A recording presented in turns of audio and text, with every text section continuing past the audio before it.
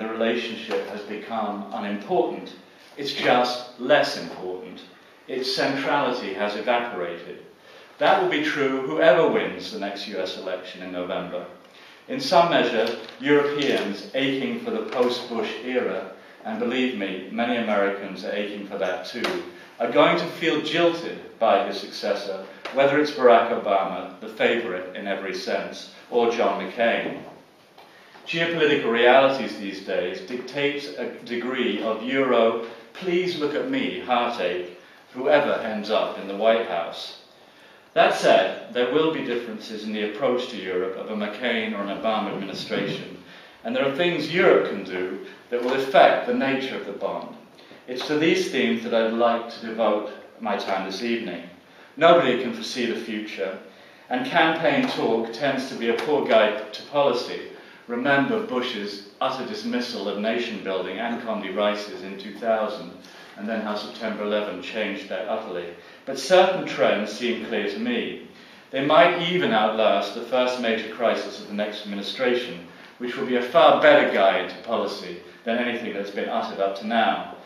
Macmillan famously feared events, dear boy, events, more than anything else in politics, and they're still the game changers.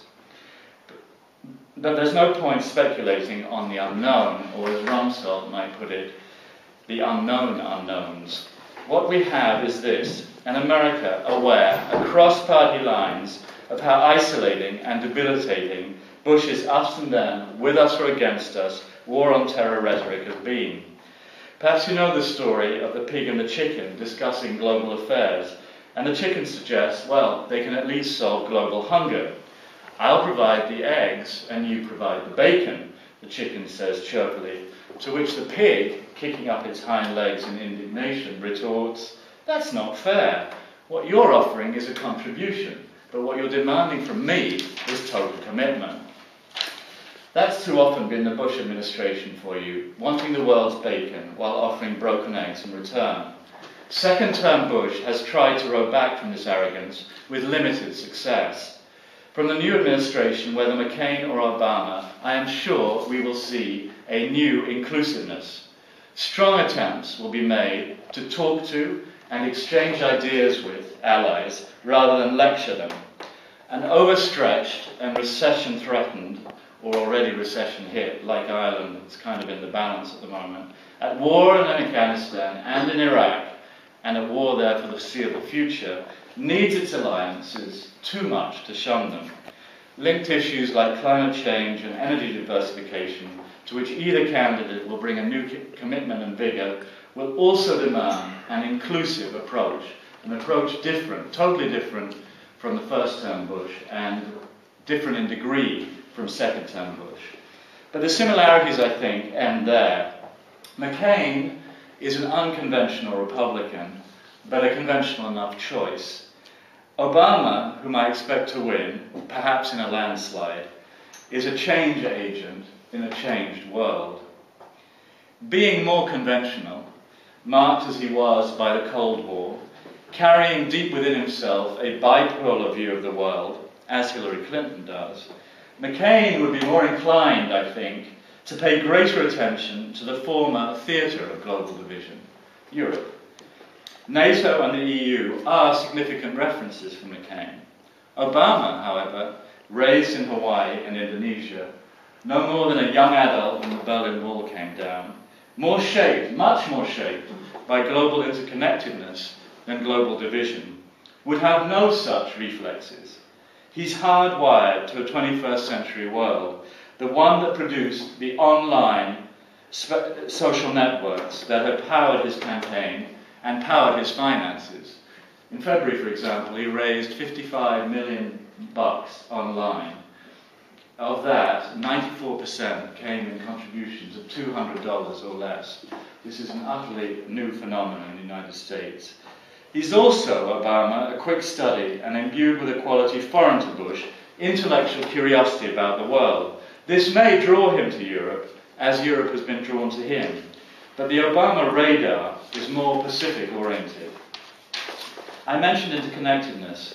I believe this is the core transformational fact of our world. It's spreading opportunity and pulling hundreds of millions of people from poverty, especially in Asia. Iraq notwithstanding, soaring food prices notwithstanding, all the other problems we read about notwithstanding, I think we live in a time of unusual possibility, even hope.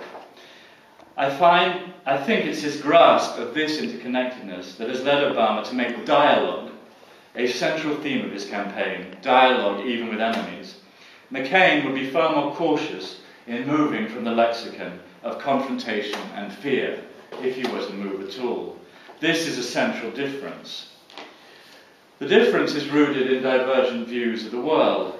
Obama's is of a globe in flux, like his own far-flung, continent-hopping family spread between Hawaii, China, London, Africa.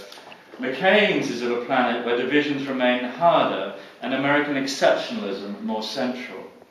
But just as important, I think, is that they see the United States differently. Reagan's Morning in America, American Tide, the whole conservative wave of the past 4 decades that has kept the White House in Republican hands for all but 12 of those 40 years, has exhausted itself. It's run its course. One reason I believe there could be a possible landslide. Obama sees a country, correctly I believe, that is ready for substantial change.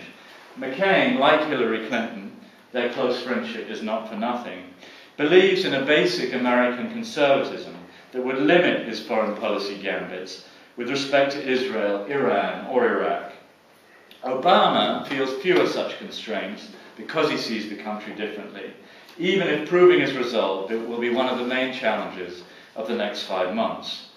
So I expect the quest for dialogue, the creative quest for effective and realistic and results-oriented dialogue, to be the defining break of an Obama administration from the Bush years.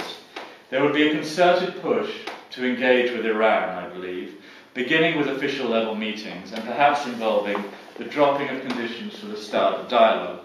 Look, Obama's not going to get on a plane and fly to Tehran like McCain's alleging, a month after he was elected. There would be feelers put out, initial forays, but I think that there would be a concerted effort to explore possibilities. I'm not sure that the Iranian regime is viable without the pillar of violent anti-American rhetoric. But Ahmadinejad may be gone in elections next year. And one thing's certain, the 30-year silence between Tehran and Washington has had devastating repercussions.